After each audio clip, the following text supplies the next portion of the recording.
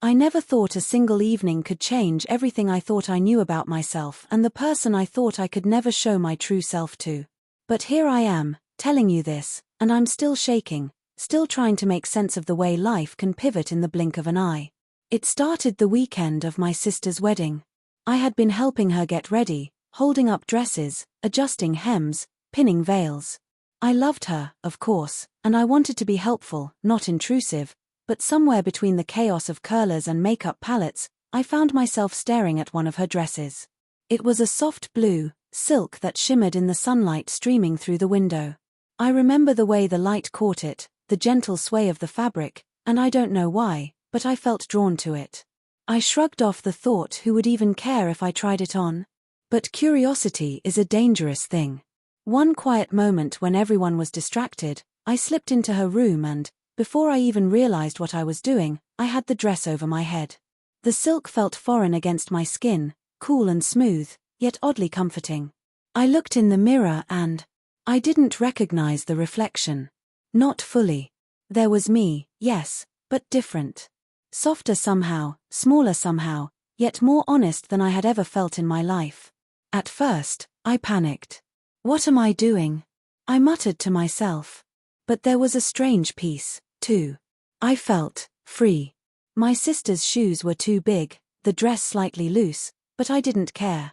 I twirled once in front of the mirror, almost giggling at how absurd it looked, yet every fiber of my being felt lighter than it had in years. Then I heard him. My best friend, Alex. He had come over to drop off a suit he borrowed for the wedding photos.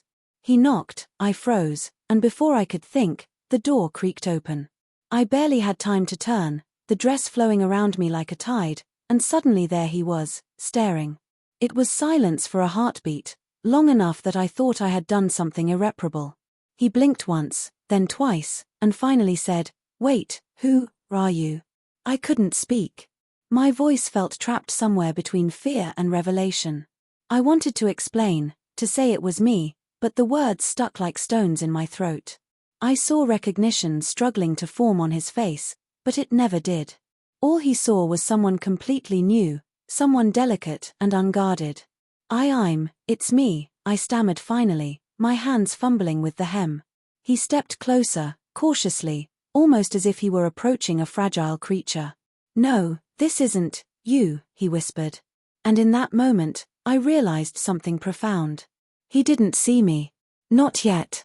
Not the real me. The me I had hidden behind shirts and jeans and a mask of casual indifference. The me that had never dared to be soft, expressive, human. And suddenly, that hurt, but it also felt exhilarating. I was seeing myself for the first time, and maybe, just maybe, he could learn to see me, too. For a long moment, we just stood there. I could hear my own heartbeat, fast and uneven, but honest. Alex's eyes searched mine, not with accusation, not with mockery, just confusion. And then, he laughed. Not cruelly, not mockingly, but in that nervous, uncertain way people laugh when they're afraid of how something might change everything they thought they knew. "You look incredible," he said finally, and I swear those two words shook the room. I wanted to cry, and I think I did.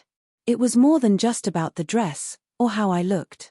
It was the first time someone truly noticed me, someone who had always known me in one form, now seeing me in another and not recoiling. We sat down, and I told him everything. About feeling trapped, about wanting to explore, about the quiet longing I had never put into words. And he listened. Truly listened. No judgment, no awkward jokes, just presence.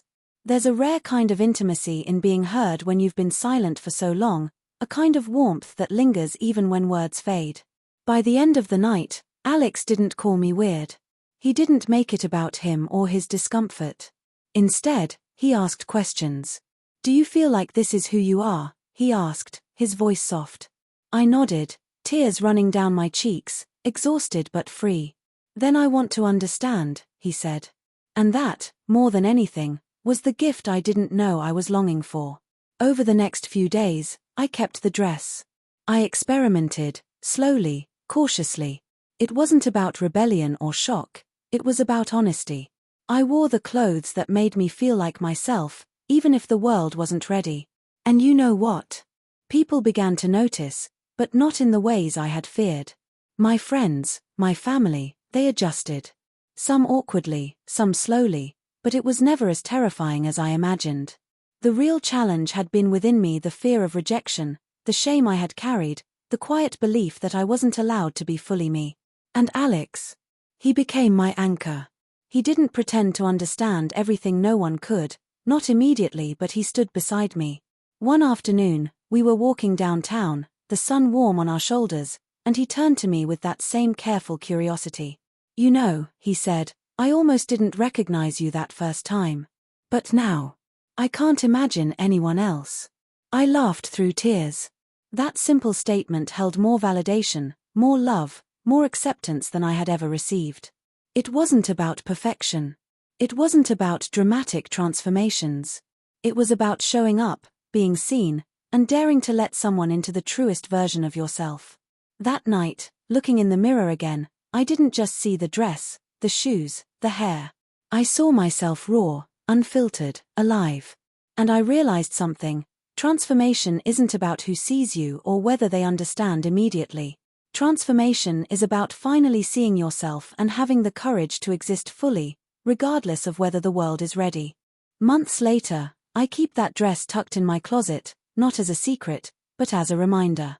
A reminder that identity is fluid, courageous, and beautiful. That love and friendship can survive uncertainty, can grow through discomfort. And most of all, that the first person who needs to recognize you is you. Once you do that, the world slowly begins to follow. So yes, he saw me in her clothes and didn't recognize me. But in that not recognizing, I found something far more precious, the courage to recognize myself. And in the end, that was everything I needed to be truly free. Weeks passed, and life settled into a strange rhythm. I still wore my sister's clothes sometimes, but now it wasn't about hiding or sneaking. I experimented quietly, in my room, in front of mirrors, learning what felt right, what made me breathe easier. And each time I looked at myself, I felt a little lighter, a little more honest. One evening, Alex came over again. He leaned against the doorway, holding 2 mugs of tea. "You've been avoiding the coffee shop, he teased, but his eyes weren't laughing, they were searching, cautious. I smiled nervously, tugging at the hem of a soft lavender top I'd borrowed from my sister. I don't know. Crowds feel weird right now." He nodded, sitting beside me. "I get it. But, you can't hide forever, you know." His words pierced deeper than he intended. I wanted to hide, yes, but more than that, I wanted to be seen without fear. I set my mug down and looked at him, really looked. "I'm scared," I admitted. "Not of you, or anyone else, just of being myself." He reached out and took my hand. It was awkward at first, unsure, but steady. "I know," he said softly. "And I'll help. You don't have to do it alone." Something inside me shifted, then not a sudden explosion of bravery, but a quiet ignition. "Maybe tomorrow," I whispered. "Maybe I can go out. Just for a bit." The next day, I did it. I wore a soft, flowing skirt and a light sweater, simple but me. I walked to the corner store, heart pounding so hard I thought it might give me away. Every glance felt like judgment, but I kept breathing, reminding myself that courage isn't the absence of fear, it's moving forward anyway. And then I saw him. Alex, waiting outside, a small smile on his face. "You made it," he said. And in that moment, the world didn't feel threatening. It felt possible. People noticed, of course. Some whispered.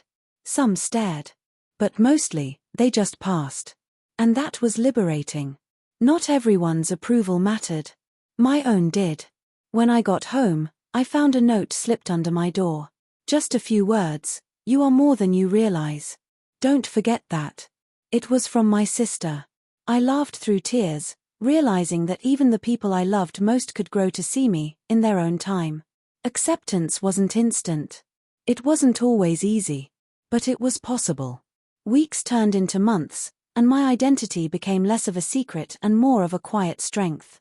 I started small walks with Alex, visits to friends, little adventures where I could test the waters of who I truly was. And each time, The reflection in the mirror became clearer, steadier. I recognized myself more fully, and slowly, others did too. One evening, sitting on the porch with Alex, I watched the sunset and felt a peace I hadn't known in years. "Do you remember that first time?" I asked, voice soft. He nodded. "I didn't recognize you." "Not really."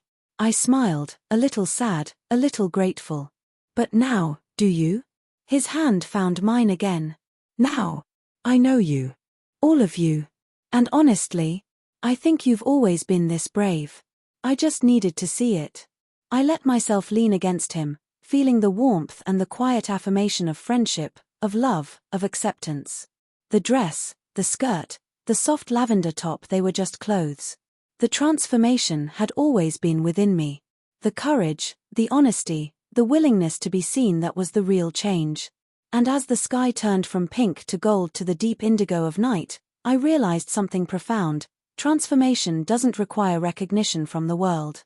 It only requires recognition from yourself. And when you finally give yourself that gift, life becomes immeasurably richer, more vibrant, more human. So yes, he saw me in her clothes once, and he didn't recognize me. But in the process of being truly seen by myself and by those who mattered, I discovered something far greater than identity or appearances. I discovered freedom, courage, and the quiet, unshakable joy of being unapologetically myself. And that is a feeling no one can ever take away. A few weeks later, my sister invited me to the final dress rehearsal for her wedding ceremony. I hesitated at first, nerves knotting my stomach. But Alex squeezed my hand, that quiet reminder that I wasn't alone. "You'll be fine," he said. "Just be you." I took a deep breath and walked in. The room was buzzing with last-minute adjustments, bridesmaids laughing, hair curling in the warm lights. And there I was, in a simple, elegant dress I had chosen myself, soft cream, flowing but understated, feeling exposed, yes, but alive in a way I had never imagined. Then I saw him. Not Alex this time, but my childhood friend, Liam. We hadn't talked much in years, not since school. And yet, there he was, leaning against the doorframe, arms crossed, brow furrowed. I froze. "You look different," he said, voice catching. I swallowed, nerves threatening to pull me under. "I know," I admitted softly. "It's me. Just me, finally." He studied me for a long moment, confusion giving way to recognition, then hesitation, and finally, a smile. A real one, warm and tentative. I almost didn't recognize you," he whispered. Tears prickled my eyes, but I didn't flinch. "It's okay," I said. "I didn't recognize myself at first, either. But I do now." The room went on around us, music and laughter filling the air, but in that moment, nothing else mattered. Liam stepped forward, slowly, carefully. "I see you," he said. "All of you. Anne. I'm proud of you." Pride. Acceptance. That's all I had wanted. And hearing it aloud made my chest ache in the best possible way. The years of hiding, of fear, of pretending, fell away in an instant. I was no longer just a reflection in a mirror. I was present, alive, seen. My sister found me then, bustling over, veil slightly crooked, lipstick smudged from last-minute adjustments. "Wow," she said, hands on her hips, voice half exasperated, half amazed. "You look incredible. I mean, really. Not just the dress, you look happy. Like yourself." I smiled, a little sheepishly. "It took me a while to get here," I admitted. "But you did," she said firmly. "And that's all that matters." Alex, who had been quietly observing from the side, stepped forward and took my hand again. "You're glowing," he said simply. "I think everyone else is going to notice too." And maybe they did. Maybe some people stared. Maybe some whispered. But for the first time, I didn't care. I walked into that room, shoulders back, chin up, fully myself. And in return, I was seen. Truly, unconditionally. Later, standing on the balcony as the sun dipped behind the city skyline, I felt a wind lift my hair, the dress moving softly around me. I realized something I had never understood before. Transformation isn't about the clothes, or the way you look, or even the recognition you get from others. Transformation is about finally allowing yourself to exist fully in your own skin, to embrace your truth, and to give yourself permission to be loved exactly as you are. I turned to Alex, who was smiling quietly beside me. "Thank you," I said, "for seeing me." He shook his head. "No," he said softly. "Thank you for trusting me to see you." And in that moment, I understood. Courage isn't always loud. Sometimes it's quiet. Sometimes it's simply showing up as yourself, again and again, until the world catches up. So yes, he saw me in her clothes and didn't recognize me at first. But in the end, that moment of uncertainty, of confusion, became the doorway to everything I had been longing for: acceptance, understanding, love, and above all, peace with myself. I stepped back inside, into the laughter, the music, the warmth of family and friends. And for the first time in my life, I felt whole, seen, free. And I knew no matter what anyone else thought, I would never go back to hiding. Because being yourself isn't just a choice. It's a declaration. A quiet, unshakable truth. And once you step into it, you can never be the same. I had been afraid. I had been uncertain. I had been hidden. But now, finally, I was visible. Not just in clothes, or appearances, or moments of fleeting recognition. I was visible. And that, more than anything else, was everything.